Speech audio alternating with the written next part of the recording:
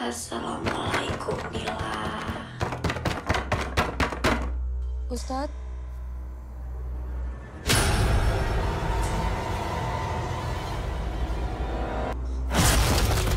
আসসালামু আলাইকুম। Welcome to storyline secrets. আল্লাহ তাআলা মানব জাতি এবং জিন জাতিকে সৃষ্টি করেছেন তার ইবাদতের জন্য। এমনকি জিন জাতিরা আল্লাহর বেশি আনুগত্য করে, তবে মাঝে মাঝে কিছু অসাধু ব্যক্তিরা তাদের স্বার্থ হাসিলের জন্য কালো জাদুর মাধ্যমে এসব জিনকে বশ করে রাখে। ঠিক এরকমই একটি কাহিনী নিয়ে আজকের এই ভিডিও। মুভিটির নাম মুনকার। আর আপনি যদি আমাদের চ্যানেলে নতুন হয়ে থাকেন তাহলে আমাদের চ্যানেলটিকে সাবস্ক্রাইব করুন এবং পাশে থাকা বেল আইকনে চাপ দিন। চলুন শুরু করি।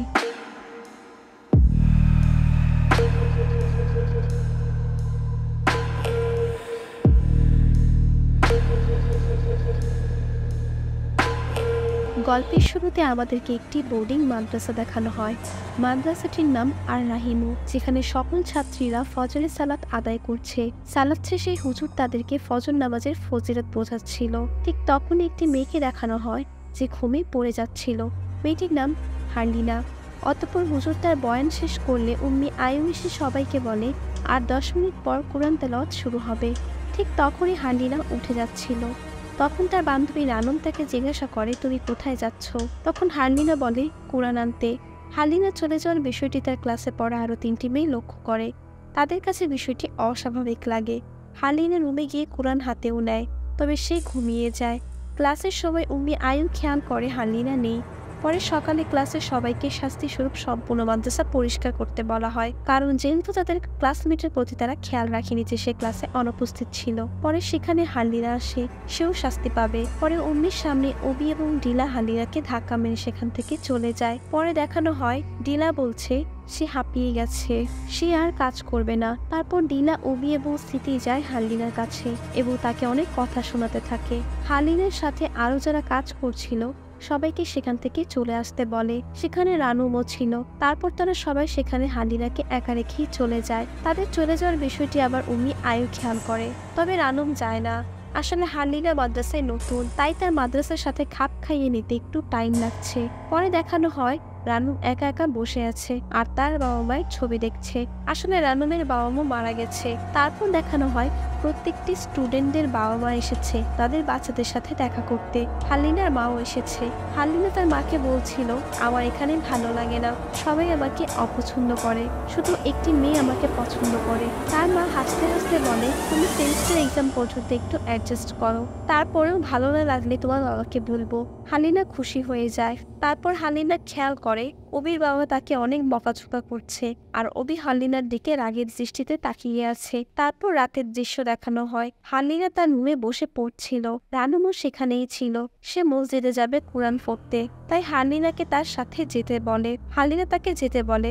সে তৈরি হয়ে আসছে। ঠিক তখনই দেখানো হয় অবি, ডিলা এবং স্থিতি যাচ্ছে হারলিনার ঘরের দিকে। হারলিনা তাদের সকলকে দেখে ভয় পেয়ে যায়। তারা সবাই এসে হারলিনাকে টর্চার করতে থাকে। হারলিনা দৌড়ে পাশের রুমে চলে যায়। সেখানে সে আয়রন গরম করতে দিয়েছিল। হাতাহাতির মধ্যে আয়রনে লেগে তার হাত পুড়ে যায়। অবি গরম আয়রন দিয়ে হারলিনাকে ভয় দেখাতে থাকে। হারলিনা সেখান থেকে পালিয়ে দৌড় দেয়। তারাও তার পিছনে দৌড়াতে থাকে। হারলিনা রানুমকে দেখে ডাক দেয়, তবে রানুম পিছনে ফিরে তাকাতে কাউকে দেখে না। এর আগেই তারা হারলিনাকে ধরে বাথরুমে নিয়ে যায় এবং তার উপরে ময়লা পানি ঢেলে দেয়। তার ক্ষতস্থানে সাবান পানি লাগিয়ে দেয়। হারলিনা যন্ত্রণায় চিল্লাতে থাকে। অতঃপর হারলিনা আবারও পালাতে পালাতে মাদ্রাসার এরিয়ার বাহিরে চলে যায় এবং রাস্তার মাঝখানে গিয়ে পড়ে যায়। আর ঠিক তখনই একটা গাড়ি চলে আসে এবং হারলিনার অ্যাক্সিডেন্ট হয়ে যায়। তারপর আমাদেরকে হাসপাতালের দৃশ্য দেখানো হয়। হারলিনার বাবা দৌড়ে যায় হাসপাতালে।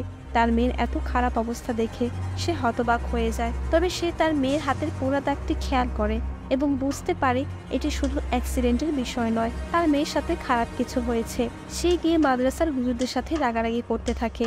তারপর হুজুররা সেখান থেকে চলে যায়। তারপর মাদ্রাসার দৃশ্য দেখানো হয়। ক্লাস শেষে অবি, টিলা এবং স্মৃতি যায় রানুমের কাছে এবং তাকে বলতে থাকে, চলো হারলিনাকে গিয়ে দেখে আসি এবং দোয়া করি। রানুম বলে, ঠিক আছে। এই দিকে দেখানো হয় হারলিনা মারা গেছে। তারপর আমাদেরকে 1 সপ্তাহ পরের দৃশ্য দেখানো হয়। মাদ্রাসার মেয়েরা তাদের শুকনো কাপড় তুলছিল। সেখানে রানুমও ছিল। অদ্ভুতভাবে হারলিনা রানুমের সামনে উপস্থিত হয় এবং তাকে সালাম দেয়। Assalamualaikum Ranum. রানুম তো তাকে দেখে অবাক হয়ে যায়, সে সাথে খুশিও হয়, তাকে জড়িয়ে ধরে। তবে হালিনা খুব অদ্ভুতভাবে অবি, টিনা এবং সিতির দিকে তাকিয়েছিল। তারপর শিক্ষকদেরকে একে অপরের সাথে কথা বলতে দেখা যায়। উস্তাদ গানি সন্দেহ করে হালিনা তার ক্লাসের মেয়েদের দ্বারা বুলির শিকার হয়েছে। আরো একজন উস্তাদও তার সাথে সহমত করে। তবে উম্মি আয়ু বলে আমাদের একটু সময় নেওয়া উচিত এবং সকল ছাত্রীদের উপর কড়াভাবে নজর রাখা উচিত। তারপর সন্ধ্যার দৃশ্য দেখানো হয়, যেখানে উস্তাদ গানি সকল ছাত্রীদেরকে বয়ান শোনাচ্ছিল। তবে সেখানেও হালিনা, ঢিলা এবং স্থিতির দিকে তাকিয়েছিল। তারপর গ্রুপ স্টাডির সময় রানুম হালিনাকে বলতে থাকে, তোমার উম্মি এবং উস্তাদদের সাথে কথা বলা উচিত, আমাকেও বলতে পারো চাইলে। হালিনা বলতে থাকে, চিন্তা করো না, যারা খারাপ কাজ করে তারা সেটা শাস্তি পায়। তারপর দেখানো হয় রাতে অবি এবং সিতি সম্পূর্ণ মাদ্রাসা ঘুরে ঘুরে দেখছে। আসলে এটি তাদের একটি দায়িত্ব ছিল। অবি একদিকে যায় এবং সিতিকে আরেক দিকে পাঠায়। অবি বাথরুমের দিকে যায়, হঠাৎ করে একটি বাথরুমের দরজা লেগে যায়। অবি ভয় পেয়ে যায়। তারপর সেখান থেকে বের হয়ে সিতিকে খুঁজতে থাকে। হঠাৎ খেয়াল করে সিতি গোসলখানার ভিতর দাঁড়িয়ে আছে। অবি ভয়ে ভয়ে সিতিকে ডাক দেয়। ঘাড় ঘুরাতেই দেখে সেটা সিতি না, বরং একটি শয়তান। অবি ভয়ে সেখান থেকে পালিয়ে উস্তাদ এবং উম্মিদের ডাকতে থাকে। হঠাৎ খেয়াল করে সিতি সেখানে চলে এসেছে এবং তার গলা টিপে ধরে। তারপর উস্তাদ গানি আসে এবং সিতির মাথায় হাত রেখে দোয়া পড়তে শুরু করে। তবে অদ্ভুত বিষয় হলো, দোয়ার পড়ার সত্ত্বেও শয়তানের কিছুই হচ্ছিল না। উস্তাদ গানি শয়তানকে জিজ্ঞাসা করে, তুই কে? উত্তরে শয়তান বলে, আমি তোদেরই একজন, আমি হলাম শয়তান, উম্মতে মুহাম্মদের আসল শত্রু। তারপর উম্মি ওস্তাদকে পানি এনে দেয় এবং দোয়া পরে সেই পানি ছিটিয়ে দেয় সিতির শরীরে। তারপর শয়তান চলে যায়। সেদিন সারা রাত অবি ভয়ে ঘুমাতে পারে না, এমনকি পরের দিন সকালে ক্লাসেও যায় না। ক্লাস শেষে রানুন, ঢিলা এবং সিতি যায় অবির সাথে দেখা করতে। তবে অবি তাদের মাঝে হালিনাকে দেখতে পারে এবং চিল্লিয়ে উঠে। সিতি যখন অবির গলা চেপে ধরেছিল তখন সে সেখানে হালিনাকে দেখতে পেয়েছিল। সে ভয়ে সবাইকে সেখান থেকে চলে যেতে বলে। তারপর দেখানো হয় রাতে রানু মসজিদে বসে কুরআন তেলাওয়াত করছে। পরে সেখানে হালিনাও আসে এবং তিলাওয়াত করতে থাকে। রানু হালিনার কণ্ঠে অন্য কারো আওয়াজ শুনতে পায় এবং অদ্ভুত বিষয় হলো, হালিনা তো ঠিকমতো কোরআন পড়তেও পারতো না, সেখানে এত সুন্দর করে তিলাওয়াত করছে কিভাবে। রানুমের একটু অস্বাভাবিক লাগলেও সে কিছু বলে না। ফজরের সময় তারা খেয়াল করে যে হালিনা সবার আগে মসজিদে উপস্থিত হয়েছে। সিটি এই বিষয়টি রানুমকে বলতে থাকে যে যেদিন থেকে হালিনা ফিরে এসেছে ওকে একটু অস্বাভাবিক লাগছে। তারপরে রাতের দৃশ্য দেখানো হয়। আজকেও সম্পূর্ণ মাদ্রাসা ঘুরে দেখার দায়িত্ব অবির, সাথে রানুমও আছে। হঠাৎ অবি বলে, আমি এশার নামাজ পড়িনি। রানুম বলে, ঠিক আছে, তুমি পড়ো, আমি অপেক্ষা করছি। রানুম বসেছিল। হঠাৎ সে খেয়াল করে হালিনা হেঁটে হেঁটে কোথাও একটা যাচ্ছে। তারপর সে তার পিছনে পিছনে যেতে থাকে। ওইদিকে অবি নামাজ পড়ার সময় অন্য কারো কণ্ঠ শুনতে পায় যে তার সাথে সাথে সূরা পড়ছিল। সে সিজদা দিয়ে দেখে সে পশ্চিম দিকে নয় বরং পূর্ব দিকে সিজদা করছে। সে ঠিক হয়ে বসে, আবারও সে নিজেকে পূর্ব দিকে উপস্থিত পায়। এভাবে ক্রমশই হতে থাকে। সালাম ফিরে এসে হালিনাকে দেখতে পায় আর চিল্লিয়ে উঠে। অবির চেনানোর শব্দ শুনে রানুম দৌড়ে আসে। এসে দেখে অবি সিজদায় রত আছে। রানুম তাকে নাড়া দিতেই সে মাটিতে পড়ে যায়। অবি মারা গেছে এবং তার সারা শরীর ফ্যাকাশে হয়ে গেছে। তার গোসল সম্পূর্ণ করে জানাজার কাজ শেষ করা হয়। অবির পরিবার জানেই না যে তার সাথে কি হয়েছে। তাদের মেয়ের যে এত অস্বাভাবিকভাবে মৃত্যু হয়েছে তারা সেটি জানে না। তারা আসার আগেই তার কাফনের কাজ শেষ করা হয়। যারা এসেছিল সবাই চলে যায়। দূর থেকে এসব রানুম দেখছিল। তখন রানুমের কাছে হালিনা আসে। পরে হালিনাকে রানুম জিজ্ঞাসা করে, গতকাল রাতে তুমি কোথায় ছিলে? তোমাকে আমি বাহিরে দেখেছি। হালিনা বলে, আমি আমার রুমেই ছিলাম। পরে সেখানে সিতি আর ডিলা আসায় হালিনা চলে যায়। সিতি তাকে তাদের সাথে একই রুমে থাকতে বললে রানুম রাজি হয়ে যায়। পরে রানুম সিটিদের ঘরে গেলে ডিলা তার উপর চিল্লাতে থাকে, এই বলে যে তুমি যদি অবিকে একা রেখে না যেতে তাহলে হয়তো এত কিছু হতো না। রানু মনে কষ্ট পায় এবং বলে, আমারও এটা ভেবে খারাপ লাগছে। তারপর তারা সবাই কান্না করতে থাকে। তারপর টিচারদের দেখানো হয় যেখানে ওস্তাদ গানি উম্মি আয়ুকে বলছে, আমাদের অবির পরিবারের সকলকে জানানো উচিত যে তার মৃত্যুটা স্বাভাবিক ছিল না। তবে উম্মি আয়ু বলে, আমরা এখনো পুরোপুরি শিওর না। উস্তাদ গানি সকল ছাত্রীদেরকে বাড়ি পাঠিয়ে দিতে বললে উম্মি রাজি হয় না, কারণ মাদ্রাসার সম্মান জড়িয়ে আছে এতে। তারপর উস্তাদ গানি বলে সে বড় হুজুরকে বিষয়টি জানাবে। তারপর সে সেখান থেকে চলে যায়। রানুম ঘুমাতে পারছিল না, একটু পর পর তাকিয়ে দেখছিল। হঠাৎ চোখ খুলে সে নিজেকে হালিনার রুমে আবিষ্কার করলো। তারপর সে চোখ খুলে দেখলো উপর থেকে হালিনা পা নাড়াচ্ছে। এটা দেখে সে আবার চোখ বুঝে ঘুমানোর চেষ্টা করে, কিন্তু হালিনা তখন তাকে ডাকছিল এবং সে ভয়ে ভয়ে চোখ খুলে দেখে কেউ নেই। সিটি ঘুম থেকে উঠে দেখে রানুম নেই এবং সে গিয়ে ডিলাকে ডাক দিয়ে বলে রানুম নেই। তখন তারা দুজন রানুমকে খুঁজতে বের হয়। তারা দুজন হালিনার রুমে গিয়ে দেখে সেখানেও কেউ নেই। রানুম হালিনার পিছু পিছু যেতে থাকে। অন্যদিকে ডিলা আর সিটি রানুমকে খুঁজতে বাথরুমে যায়, কিন্তু ডিলা পিছনে ফিরে দেখে সিটি নেই।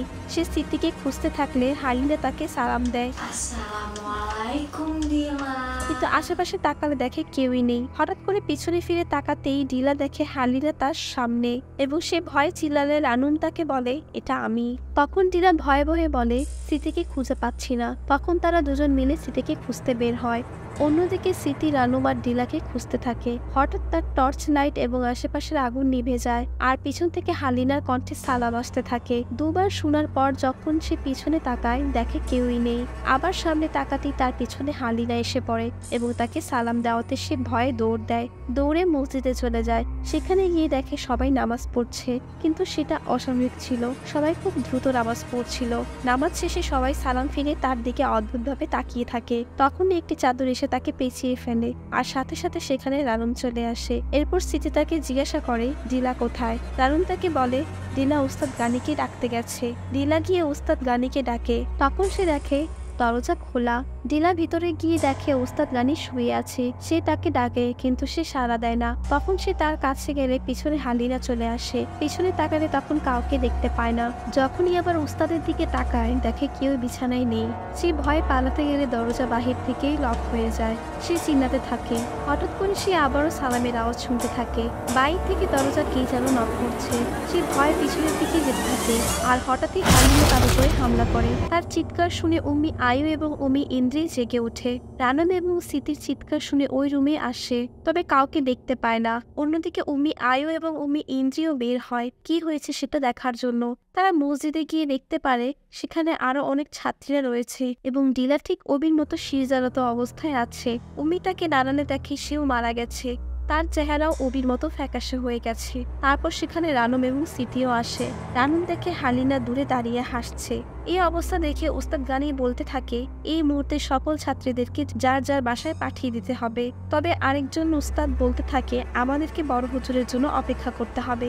তখনই রানুম আর সিটি দৌড়ে আসে আর বলতে থাকে এইসব কিছু হালিনা করছে। তারা হালিনাকে ডিলার উপরে আক্রমণ করতে দেখেছে। উম্মি আয়ু মাইকে এলান করে সকল ছাত্রীদেরকে মসজিদে উপস্থিত হতে বলে।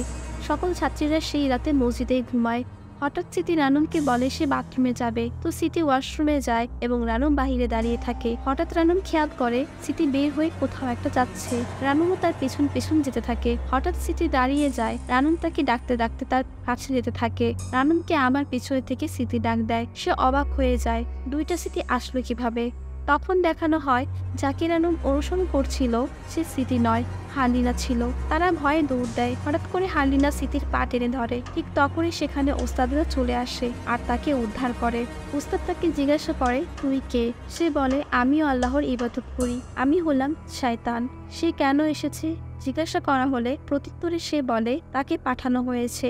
ওস্তাদ তার মাথায় হাত রেখে সবচেয়ে শক্তিশালী আয়াত আয়াতুল কুরসি পাঠ করলে জিনটিও তার সাথে সাথে আয়াতুল কুরসি বলতে থাকে। বোঝাই যাচ্ছিল তার কিছুই হচ্ছিল না। সে হাসতে হাসতে বলতে থাকে আমি হলাম মুনকার। ঠিক তখনই সেখানে হালিনার বাবা চলে আসে, কারণ তাদেরকে মাদ্রাসা থেকে ফোন করে আসতে বলা হয়েছিল।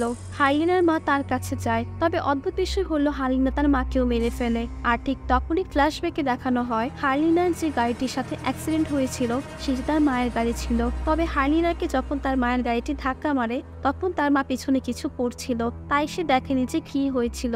সে ভেবেছে তার গাড়ি গাছের সঙ্গে বাড়ি খেয়েছে। আর সেখানে হালিনা অ্যাক্সিডেন্ট হয়ে ওভাবেই রাস্তায় পড়েছিল অনেকক্ষণ। তাই হালিনা তার মাকেও মেরে ফেলে, কারণ অজ্ঞাতবশত হলেও তার মাও দোষী ছিল। হালিনা তারপর সিটির দিকে আসতে দেয়। ওস্তাদরা তাকে আটকে রাখতে পারে না। আর ঠিক তখনই সেখানে বড় হুজুর চলে আসে আর আয়াত পাঠ করতে থাকে। হালিনা চিল্লাতে থাকে।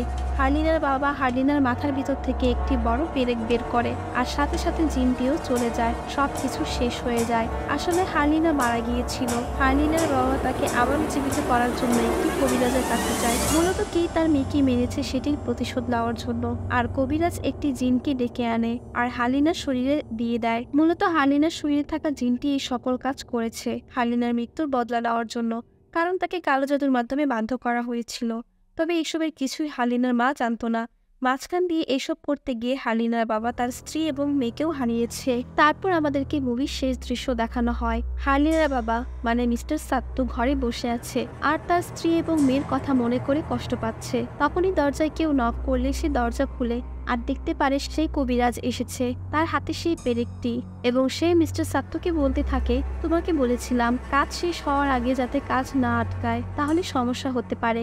আর এই কথা বলতেই তার হাত থেকে পেরেকটি পড়ে যায় আর তার কাপড় পরিবর্তন হয়ে লাল রঙের হয়ে যায়। মিস্টার সাত্তু মাথা উঠাতেই দেখে সেখানে সে কবিরাজ নয়, বরং দাঁড়িয়ে আছে সেই জিন যাকে তারা জোর করে হালিনার শরীরে আটকে রেখেছিল। তাই এরকম হঠাৎ ছাড়া পেয়ে সে এসেছে প্রতিশোধ নিতে। আর শেষে সে মিস্টার সাত্তুকে সালাম দেয়। আসলে জিনটি প্রকৃতভাবে মুসলিম ছিল, সে আল্লাহর আনুগত্য করত, তবে তাকে কালো জাদুর মাধ্যমে বশ করে রাখা হয়েছিল, যার কারণে হালিনার উপর যারা অত্যাচার করেছিল সে তাদেরকে মেরেছিল। তবে সে রানুমকে কিছুই করেনি, কারণ রানুম তো দোষী ছিল না। আর এখানেই মুনকার মুভিটি শেষ হয়ে যায়। তো কেমন লাগলো আপনাদের কাছে এই গল্পটি? এরকম অনেক ইন্টারেস্টিং এবং মজাদার মুভি এবং ওয়েব সিরিজের এক্সপ্লেনেশন পেতে আমাদের চ্যানেলের সাথেই থাকুন। আর আপনাদের কাছে দুঃখিত, আমি অসুস্থ বিধায় আমার কণ্ঠটি এরকম লাগছে। ধন্যবাদ, দেখা হচ্ছে নতুন কোনো ভিডিওতে।